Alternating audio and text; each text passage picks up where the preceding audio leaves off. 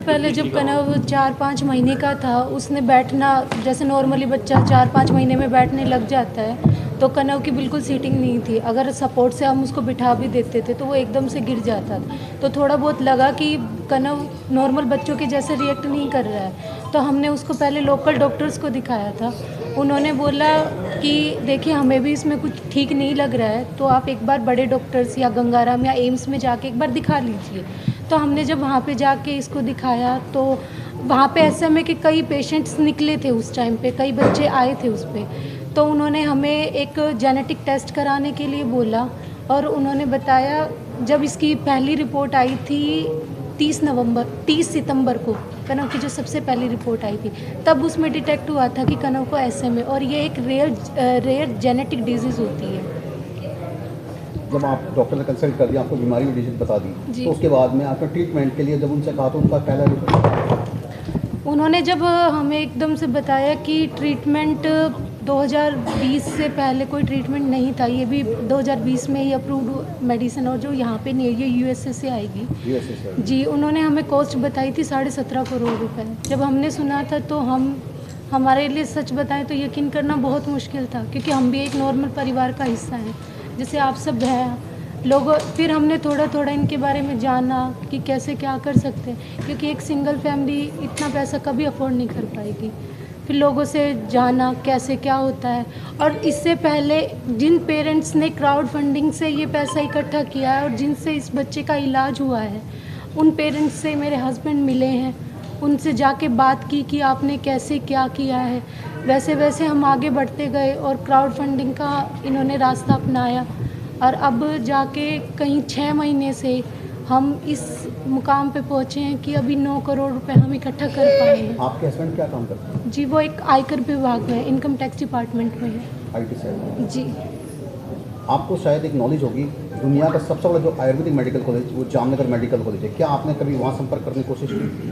जी, अभी तो सिर्फ अभी इसी तरफ गए हुए हैं कि क्योंकि डॉक्टर ने हमें ये बोला है कि ये इंजेक्शन सिर्फ 2 साल से पहले ही लग सकता है, उसके बाद ये इंजेक्शन नहीं लग सकता है। तो मैम, आज आप सिन्हा फाउंडेशन के साथ जुड़कर इस मुहिम के लिए काम कर रहे हैं, उस मुहिम के बारे में जो सिन्हा वेलफेयर फाउंडेशन है, इससे जुड़ के ये पता चलता है कि हमारे देश में बहुत से गरीब बच्चे ऐसे हैं और ऐसी ऐसी बीमारियां हैं जिसको अभी किसी को पता नहीं है। और ऐसे ही जो बीमारियां निकल के आए हैं, जैसे सिन्हा अंशु जी ने सपोर्ट कर रहे हैं, ऐसे ही अनमय का केस था जिसमें हमने सपोर्ट किया, जितना हो पाता है उसको सपोर्ट कर रहे हैं। तो मैं ये चाहूँगी कि सिन्हा फाउंडेशन जिस तरह से काम कर रही है, ये ऐसे ही आगे काम करती रहे, ऐसे ही हज़ारों लाखों बच्चों का जान बचाते रहे। इसमें जितना मुझसे सपोर्ट हो पाएगा मैं पूरा सपोर्ट करूँगी, और अंशु जी को जब भी लगे कि मेरी ज़रूरत है वो हमको कॉल कर सकते हैं और मुझसे मिल सकते हैं, मैं इनका पूरा सपोर्ट करूँगी। 6 महीने पहले जब इससे पहले बच्चे का केस आया था, मैं खुद कवरेज कर रहा था और संजय सिंह जी ने मेरे सामने उसका, क्या आज बच्चे में कितनी ग्रोथ दिखी जा रही है? अभी वो बच्चा अच्छा है, अभी उसका 1 साल का हो भी गया था, तो उसका बर्थडे भी सेलिब्रेट किया था उनके पेरेंट्स ने, उसमें हमको और संजय जी को दोनों लोग को बुलाया था। अभी बच्चा ठीक है, लेकिन इस इंजेक्शन के बाद भी बहुत सारे प्रोसेस होते हैं। 6 महीने बाद 5 लाख का इंजेक्शन है, तो ये 17 करोड़ का नहीं है, ये 20 करोड़ 30 करोड़, इसका कोई लिमिट नहीं है।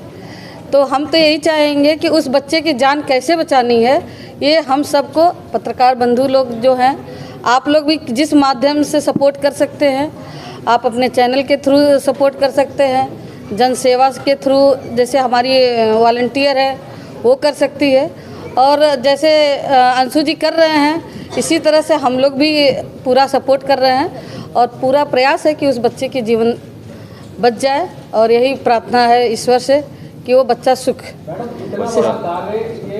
किसी आम जन के भरोसे नहीं हो सकता, क्योंकि आप थोड़ा सामान दोगे समाज के, तो आप सहयोग कर रहे हैं। क्या ऐसा कोई आप सरकार से ऐसी कोई डिमांड कर रहे हैं, कोई ऐसी योजना बना रहे हैं कि सरकार कोई ऐसी योजना बनाता है, जैसे आयुष्मान योजना है, उसमें 5 लाख तक का बीमा खरीद दिया जाता है, तो क्या आप सरकार से कोई ऐसी डिमांड कर रहे हैं कि सरकार कोई ऐसी योजना लाए जो ऐसे बुजुर्ग बच्चे अभी तक तो जो मुझे पता है एक बार किसी के थ्रू हुआ था, लेकिन वो अभी हो नहीं रहा है। लेकिन हम लोग अगर प्रयास करते हैं, अगर सरकार के द्वारा भी अगर कुछ हेल्प हो सकती है तो उसके लिए भी प्रयास करेंगे। मैम, अब ये आगे क्या कार्य सिन्हा जी से मैं पूछ रहा हूं।